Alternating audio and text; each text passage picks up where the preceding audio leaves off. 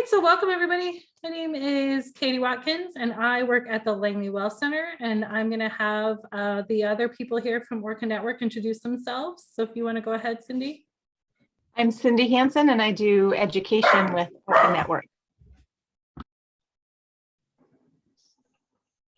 And I'm Jeannie Hamilton and I work with Katie at the Langley Whale Center. And I'm Tiffany Waldner, and I'm new, and I work with Cindy with the education at the Orca Network. Awesome, thanks guys. And we also have one of our volunteers here, Dan Meyer. Hey, Dan. I'm Dan. I volunteer at the Langley Whale Center, and last week, I think it was, we actually got to see some orcas swimming by. Awesome. Hey. Good. Right, It's Tiffany? really fun. Yeah, we did. 4. Awesome. So I think most of you know, but if you have questions during the Zoom, you can put your question in the chat box or you can raise your little virtual hand. While we're doing the presentation part, we won't have you guys just unmute and call out your questions. But at the end, when we're doing the activity, you'll get a chance to unmute like that. Well, now it's going to be my dogs that act up. Those are my dogs. We will be doing an activity afterwards. Jeannie's going to lead that activity, so stick around for that. Real quick, I'm going to have Jeannie launch a poll. If you guys could fill the poll out. It tells us where you guys are coming from, a little bit about yourselves.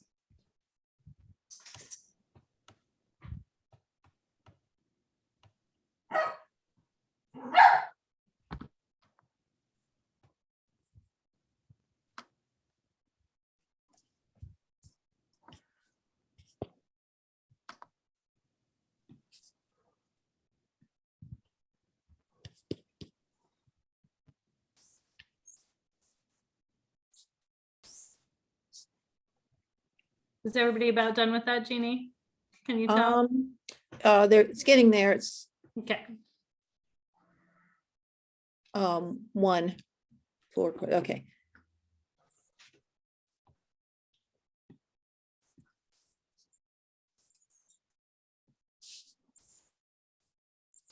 Does everybody see the poll? Okay. Yeah, there we go. There's a couple more coming. There we go. 5 of 8. Okay, there we go. We're getting some action now. Ooh.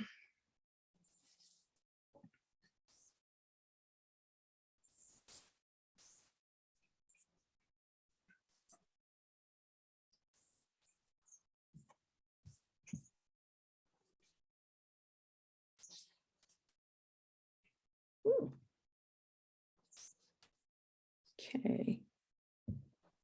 Probably, I think.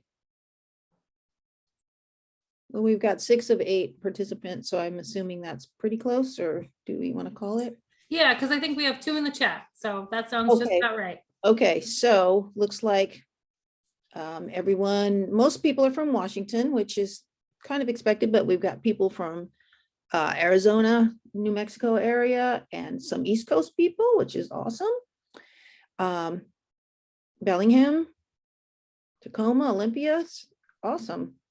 And the question about what is the favorite food of the Southern Resident Salmon or residents orcas, looks like 67% got that right. I don't know if I should give that answer now, but should we say it now or?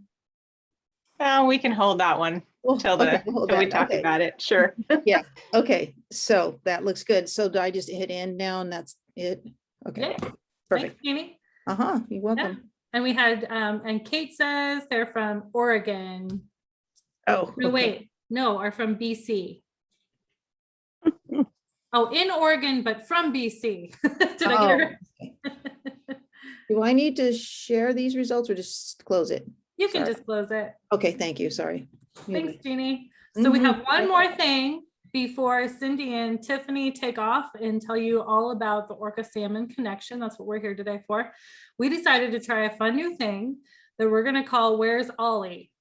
So when we are watching the presentation today, I want you guys to be looking for a giant Pacific octopus. And he could be anywhere. And his name is Ollie. And if you do see him, what I want you to do is I don't want you to raise your hand or unmute and shout or anything, but I want you to do this signal. So this is the signal for octopus if you're diving underwater and you want to let other divers know you've seen an octopus. So you hold your wrist like this and let your fingers dangle. So if you guys see Ollie during the presentation today, go ahead and do this and let us know you see him, okay? Everybody got it? All right, I'm going to turn it over. Go ahead, Cindy and Tiffany. Okay.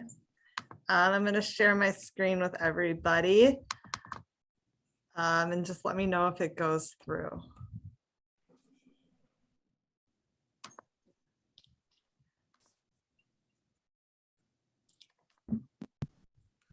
Can everybody see it?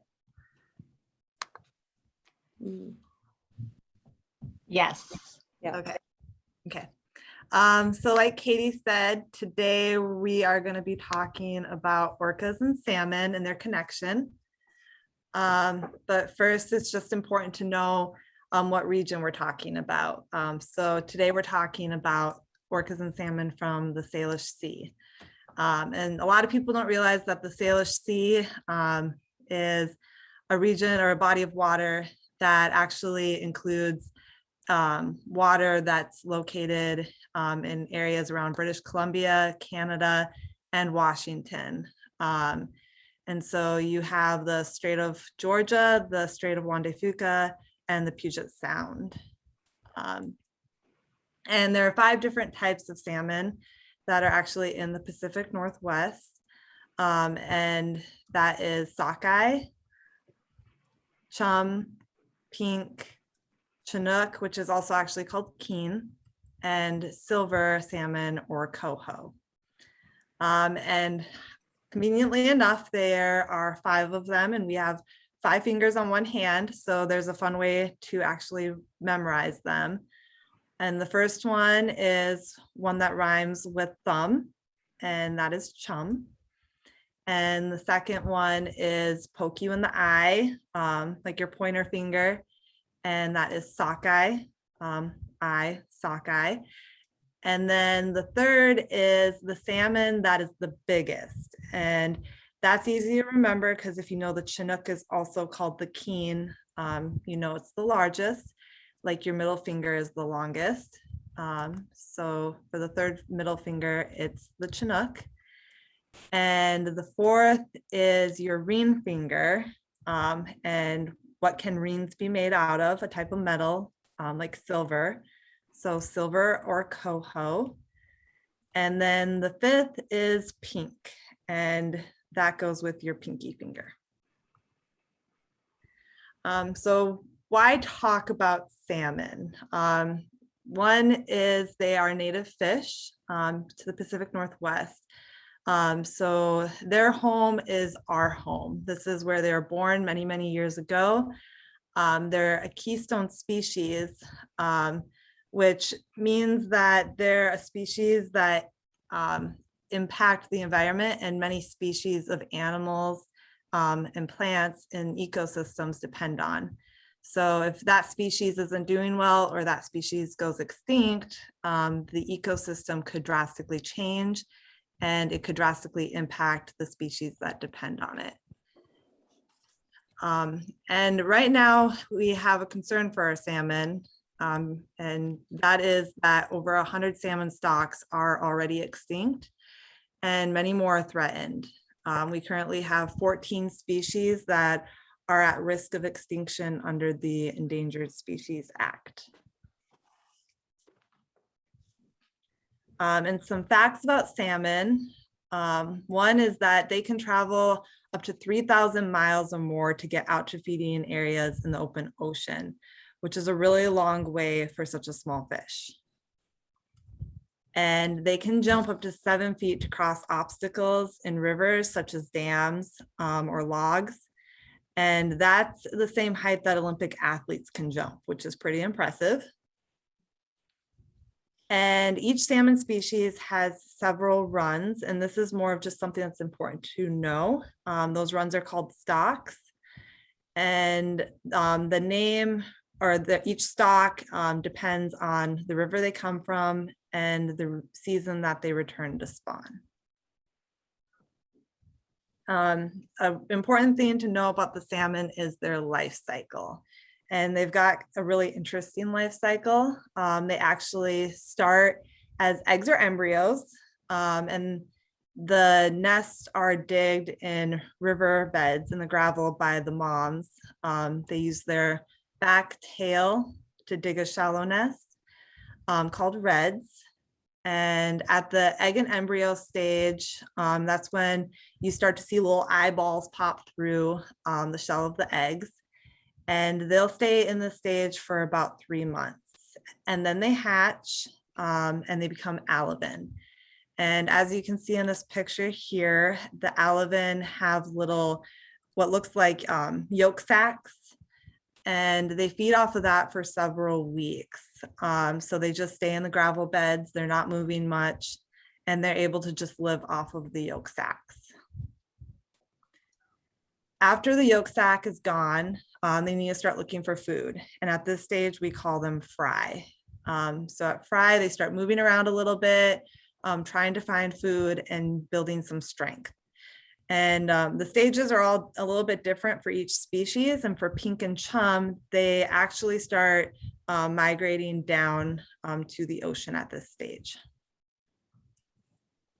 And then we have stage 4, which is par, which they look very similar to fry, just larger, and they start to develop more distinct markings. At stage 5, they're heading out to the open ocean, and they're going through something called smoltification, which is where their organs are significantly changing so that they're able to live in salt water rather than fresh water. At stage 6, this is when they're adults. And so depending on each species, they'll spend 1 to 8 years out in the ocean. There'll be a shiny silver color so that they're able to blend in with their surroundings and avoid predators. And they're gaining a lot of weight and strength at this stage. And then they go back to, and at this stage, they're called spawners. So they return to their natal streams or rivers to lay the eggs and begin the cycle all over again. And what's really shocking is only 1 out of 1,000 salmon may live to return to the stream where it was hatched. So salmon are anadromous, and this is just kind of a bigger picture of the path that they're taking during those stages of their life. So throughout the stages, they are going from the rivers to the estuary to the open ocean. So as you can see here, they start as the eggs and embryo up in the river streams up in the mountains. And they start migrating down till they hit an estuary.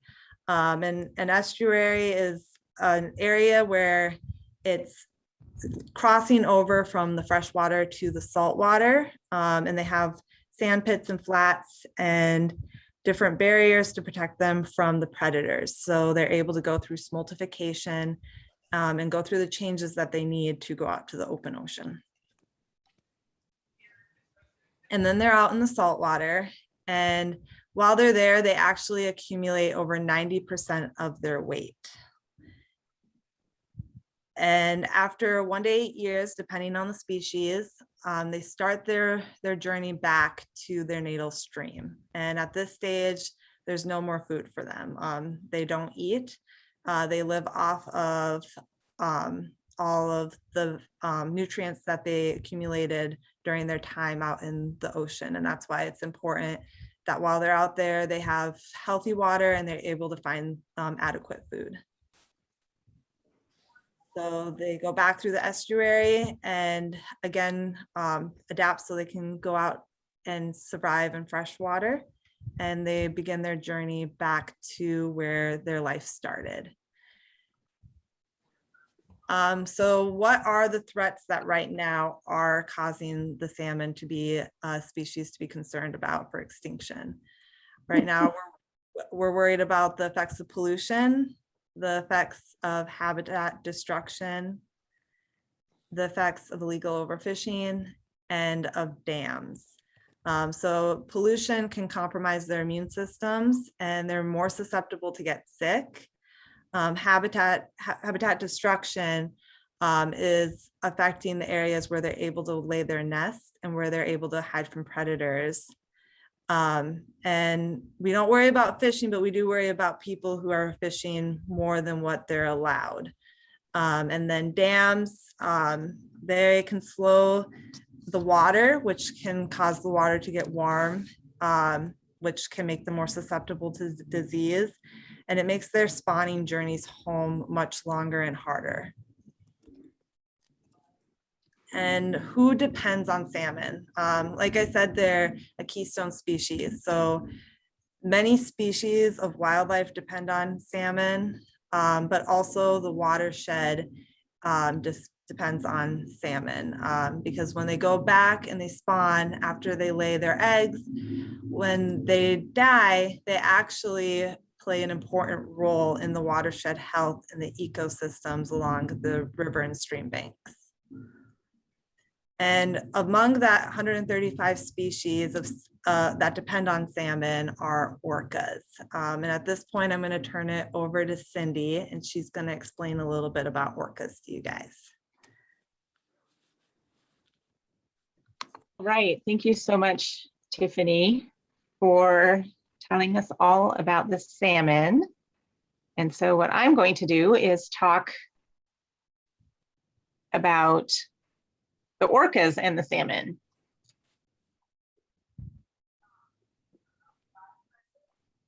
Okay, so some of this is probably review for some of you. If you've been coming to these for a little while, you might know a little bit of information about the orcas already, but we'll go ahead and just kind of go over some of it and then really talk about salmon and orcas and how they're related to each other and how they depend on each other.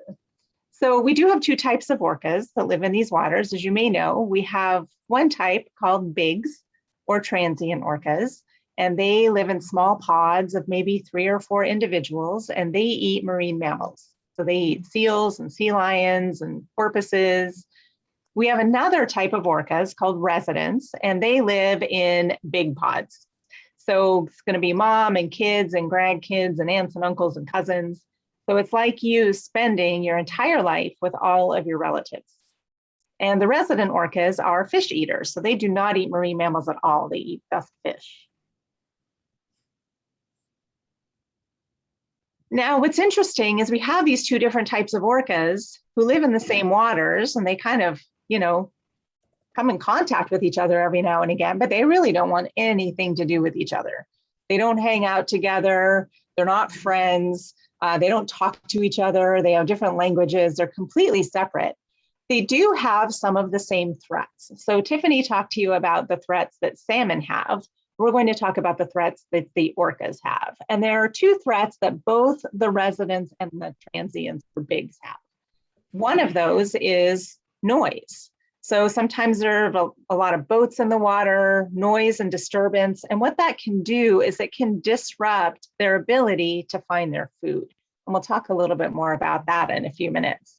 Another threat they both have is contaminants or pollution. And those things just kind of build up in the food chain, and the orcas are at the top of the food chain. So they're getting a lot of this pollution. So these are the 2 things that the bigs orcas and the residents have in common.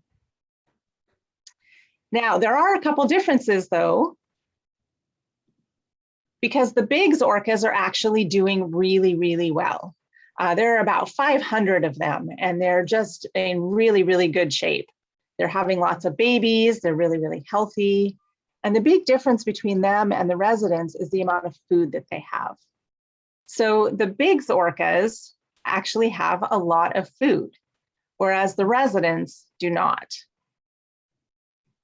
For some reason, the screen is not working when I click it. There we go. There we go. There. It's trying, there we go. So the big orcas have a lot of food. They eat seals and porpoises, and there are a lot of those in these waters. Whereas the resident orcas, as you know, are fish eaters, mostly salmon, and there is not enough salmon for them because, as Tiffany described, a lot of them are really endangered. So because the salmon are endangered, the orcas are as well. So we're going to talk for just a minute about what they eat. We know that they eat just fish, right? The resident orcas do. And about 90% of their diet is salmon. So what that means is that out of every 10 fish that they eat, 9 of those is going to be a salmon.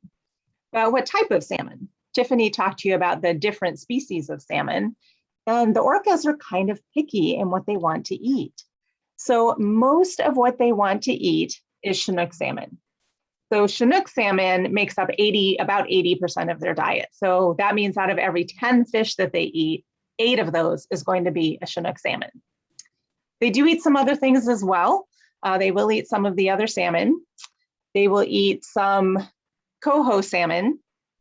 And coho salmon makes up about 7% of their diet. So that means basically 7 out of every 100 fish is going to be a coho. And then 2 out of every 100 fish is going to be a chum. 1 out of every 100 fish is going to be a sockeye. And then what about that 5th salmon that Tiffany talked about, the pink salmon? The pink salmon, they don't really eat. Pink salmon are kind of small. It takes a lot of energy maybe to catch them, and they really don't get a whole lot back. So it would be kind of like you working really hard to eat a piece of lettuce. So it's probably just not worth it for them to go after the pink salmon. So they really don't eat those very much.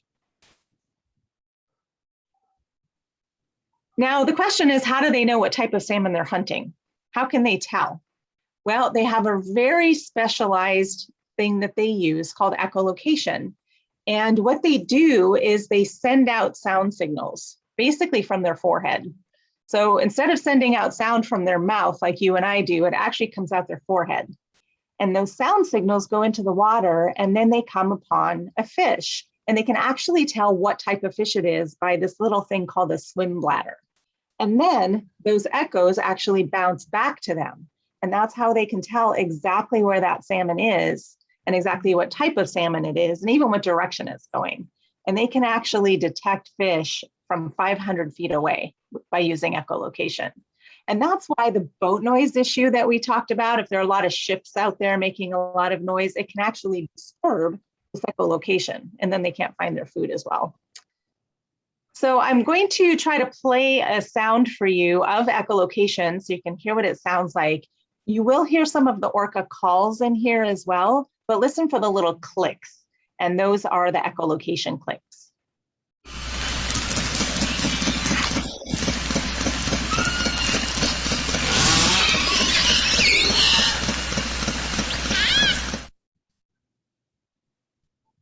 Could you hear that okay? Somebody give me a thumbs up if you were able to hear it. Excellent, great. So that's how they know what type of salmon they're hunting. And what's also really cool about these orcas is they will share their salmon with each other. So they don't just catch a fish and eat it on their own. They will actually catch a fish and share it with their family, which is kind of cool if you think about the fact that they're not finding enough food for themselves. So even though there's not enough food out there, they're not selfish. They don't just take a fish and eat it. They share it with their family. I'm going to try to show you a video here and hope that it plays well so you can kind of see what that looks like. So what you're seeing here, you'll see 3 whales on the surface. This was taken by some researchers from a drone. And there's a little one in there. She's a 1-year-old baby. Her name is Tofino. So there's Tofino there, right here in the middle. And she's being babysat by a couple of cousins in her pod. And her mom's not there. Her mom's actually down below looking for some salmon. So she has these other members of her pod who are basically babysitting her while her mom is looking for food. But in just a moment, you're going to see her mom come up to the surface.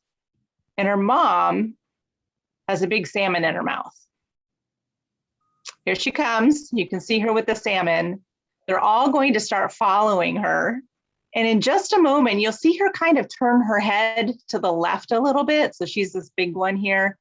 When she turns her head to the left, she'll bite off a piece of salmon and leave it behind. There it goes. And one of the babysitters picks up that piece of fish. So basically, it's like she paid the babysitters for taking care of her kid while she was out looking for food, which is really, really cool. All right, so what happens if the orcas don't get enough to eat? We know that they're having trouble finding food. What happens to them if they don't get enough to eat? Well, one of the things that we're noticing is that they're not spending as much time together in big pods. They used to get together in these big groups, sometimes with all 73 of the orcas hanging out together and playing and just having a good time and looking for food together, but they can't really do that anymore because there isn't enough food to have all of them together in one place. So that's one thing that's happening. Another thing that's happening is when they don't have enough food, the contaminants or the pollution is actually worse for them, because those contaminants, what they do is they kind of hang out in the blubber of the whale. And then if the whale doesn't have enough food to eat, then they kind of use their blubber for food. And then all of those toxins start going through their body. And so that's why pollution is a lot worse if they don't have enough food. The other thing that happens is that sometimes if the moms don't have enough food, their babies don't survive, which of course is really, really sad.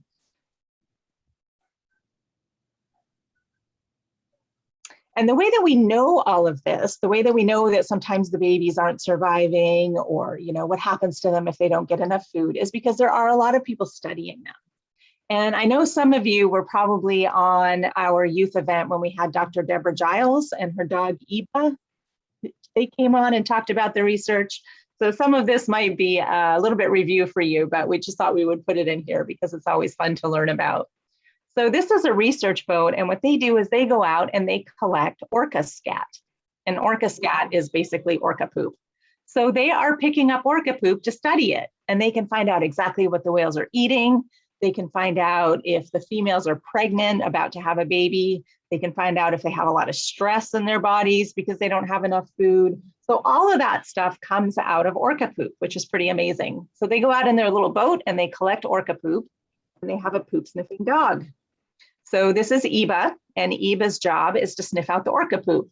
And when the scientists are able to scoop up the orca poop, then Eba gets her reward. She gets to play with her toy. So these are the conservation canines. The one on the left is Tucker. He was the first one who worked with the orcas, and he actually retired a couple of years ago. And so now we have Eba, and Eba is the new poop sniffing dog. And Eba is actually a Disney princess. So if any of you have seen It's a Dog's Life on Disney, Eba is in the very first episode. So you can learn a little bit more about what she does if you want to watch that. Now, there is some good news. I know a lot of what we said was really sad, that, you know, they get a lot more pollution if they don't have enough food and the babies don't survive. But we have some really good news right now, because in the last 2 years, there have been 5 new babies in the population, and they're all still alive.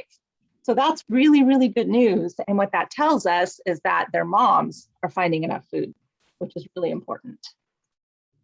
There's also some more new good news that we just found out, that there are some pregnant females, meaning they are going to have babies. And the way the scientists can tell that is, again, this is with a drone, and they can look at their bodies. And this whale on the left, this is J36 Alki, and she looks in pretty good body condition. And then if you look at her on the right, see how fat she's looking? So she is going to be having a baby pretty soon. So that's good news too. So we have 5 new babies, and we have 3 who are pregnant. So yay, we're really excited about that. And what that means is that right now, at least, they're finding enough food. All right, so I am going to turn it back over to Tiffany so she can talk to you about how you can help the orcas.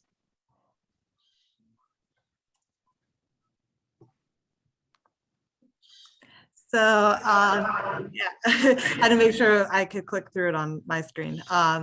But so being a superhero in honor of Halloween, is more than just a costume. So I'm sure a lot of you have your favorite superhero, whether it be Superman or Superwoman or Wonder Woman, Batman, whoever it may be. It's not just a character with a cape and a costume. Behind every story of a superhero is a purpose, and that purpose is to protect others. And if they see somebody who needs help, they take their time and they take care of them and they help them.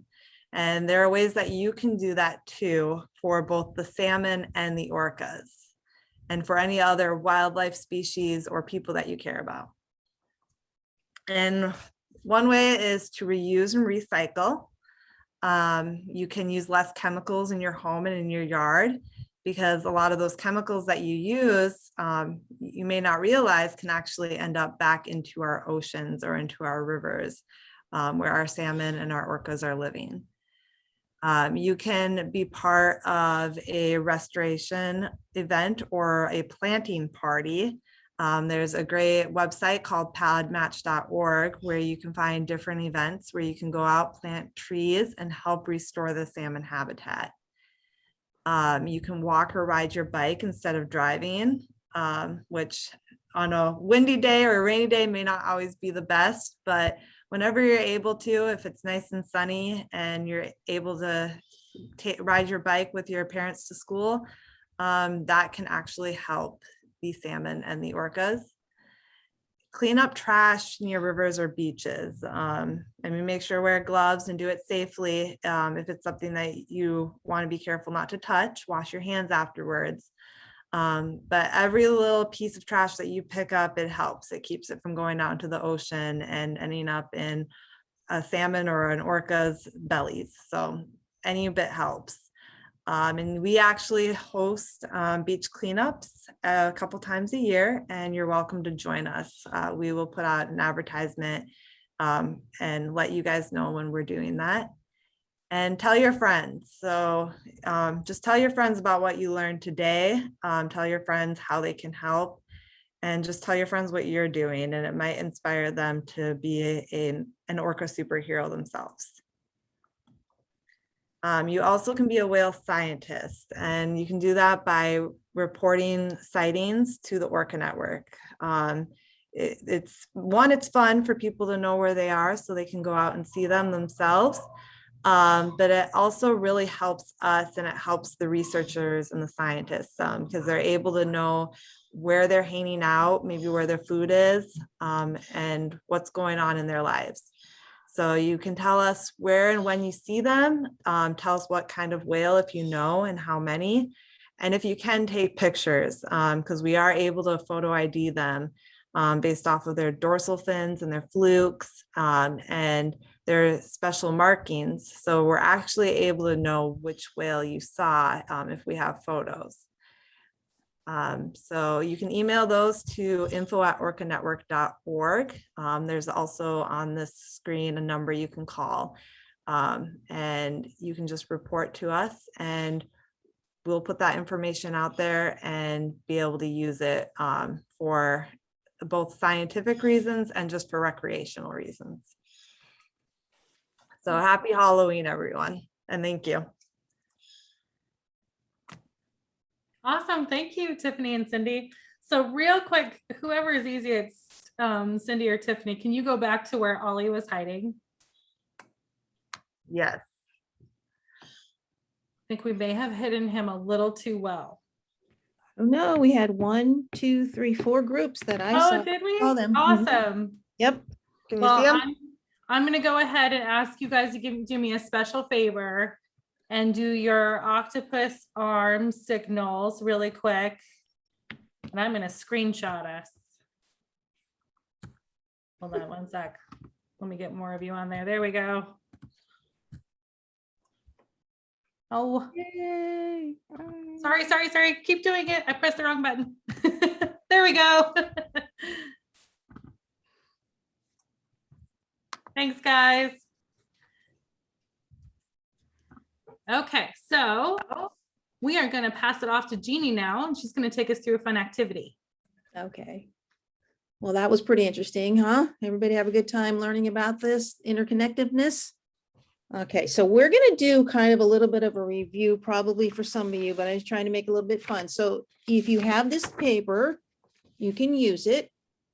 If you want to draw your own hand, you can do that too. So first of all, I need to know who's gonna use this. Does anybody need time to draw an outline of their hand? Who wants to do that? So I know, okay. Okay, I see. Is it Lily and Sophia? You want to draw yours? Okay, go for it. Draw your hand down, do an outline. So you just literally put your hand on a piece of paper, draw around it with your pencil. Okay. So this is kind of be a review because Tiffany went over this with all these types of salmon. So we're going to see how good you remember this. Okay. How's everybody else? Has everybody else got their paper? Or whatever they're gonna do. Okay, all right, we'll wait and make sure. Okay, I see that. Perfect. Let everybody get to the same place. It's kind of cool how you get this little rhyme using your hand, right? So I might kind of mix it up a little bit because I know you guys are really smart. And if I do it in order, I think you're just gonna go right through this. So I'm gonna make you work a little harder. Is that okay? Y'all good with that? All right. You got, how's Lily and Sophia? Do you have yours? So everybody's ready, right? Good. Okay, good. So if you will notice on the one that I handed out, I put the names up there just so that if you need help with spelling, but if you need help, anybody needs help with spelling, we can help you, okay? So I'm just gonna grab one of these. So this one is, let's see. How do I want to do this one? Okay, this one, swimming by, rhymes with thumb. So what is that one? There might even be a hint on there. So if you know what it is, write it on your hand. Write it on this, okay, where it goes. So where's this guy going to go? Anybody know what this one is? Go ahead, Lily. Chum. Chum, there it is. So it's gonna go right here, right? Okay, so write chum, and if you need the words, here it is right there. If you need help with spelling, C-H-U-M, okay? All right, let's see. That's my next one. What do I got in my school of fish here? Ooh, here's a nice one. Here's another one. Ooh, this is a silvery one. So where do you think that might go? Do you remember? Silver, people wear. Ah, pointing to the ring. I see some people are so go ahead. Somebody you want to unmute and say maybe not Lily and Sophia, because I know you know and you've said one. Let's let someone else have a chance. Okay, Epson and Samuel, go ahead. Ring finger. Right. So what is it called? What is this called? What's on your ring finger? Maybe.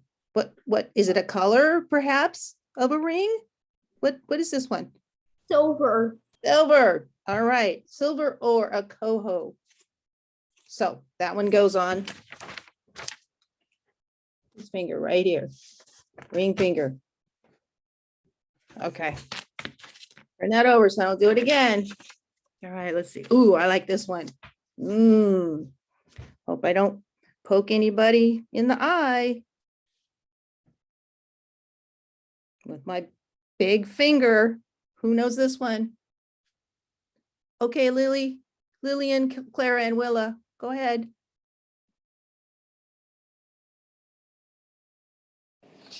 Pointer. Yeah. So what is it though? Okay, so it's going to be what? Sockeye. Right. Poke you in the eye, sockeye. All right, so that's gonna go on the big finger next to the ring finger, right here. Okay. All right, 2 more to go, and then we're gonna go through them again. Okay, let's do this. Oh, this is fun. Let me see those little guys swim up through here. Where are you? There I am. Well, it looks big though, huh? But it's not. Remember they talked about this one was the least favorite of the salmon of the orca. Do you remember this one? It's maybe like really small, like maybe this tiny little finger that I don't want to say what it is because it'll tell you what the fish is. What kind of salmon's that? Anybody know? Who hasn't taken a turn that wants to take a turn? Okay, anybody? Go ahead, Epson Epson. Samuel. Yeah, Epson Samuel. Yeah. It's the it goes on your pinky finger and it's called the pink salmon. That's right. Absolutely right. Pinky finger.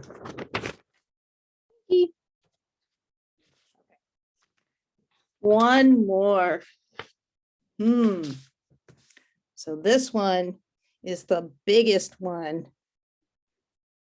Which one is this? Who loves this one?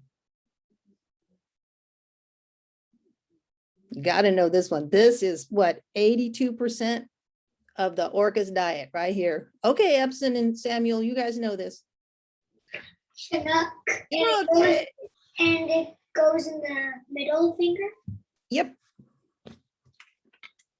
All right, you guys did good. So putting this together, let's see if we can do this. I want to do this little, you got them all right. So let's just go over, do you want to go over the rhyme again?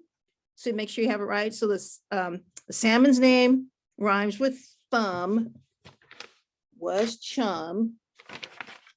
So if I put this like here, salmon fingers, the biggest is the king. Where's my king? Sorry, or Chinook. Here we go. Right here, that would be the next one. Your ring finger is the silver or the coho. There's that one. And then we have the, oh wait, I missed one. Sorry, I have to start over. Sorry. Chum thumb, there we go. Sockeye. I mean, king or salmon. Sorry, I got this all mixed up. Sorry. King. Okay, this little fish needs to have a break here. Just a minute. Sorry, I got you. I got all messed up. Sorry. Okay, we got chum. And then we got the king or the Chinook. There we go. Now we got the silvers and the sockeye and the pinks. I still have it wrong, but that's good enough. All right, so you guys all know about salmon, right? That's the main thing. Any questions about any of these? You guys got it? Okay, I'll turn it back over to Katie. That's all we got, unless anybody did their little other activity that we. Yeah. Did anybody get to make the snack yet? Oh, I have a feeling Lillian, Clara, and Willa did. They come prepared. Did you do it? Something's happened. Oh, there that's it is. cool. Oh, Super. Wow. that's fantastic. You made 3 of them or 2 of them? Wow. Good work. You made an ecosystem. That's awesome. Very cool. And you know what? I forgot to ask right before the activity. Does anybody have any questions about what Cindy and Tiffany presented today? No? You guys were awesome.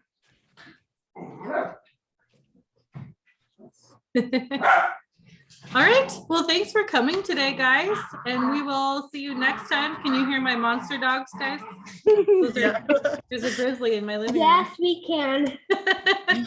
You believe they're only like this big? Yeah, they are. There's your salmon. All right, guys. Well, we will see you next month.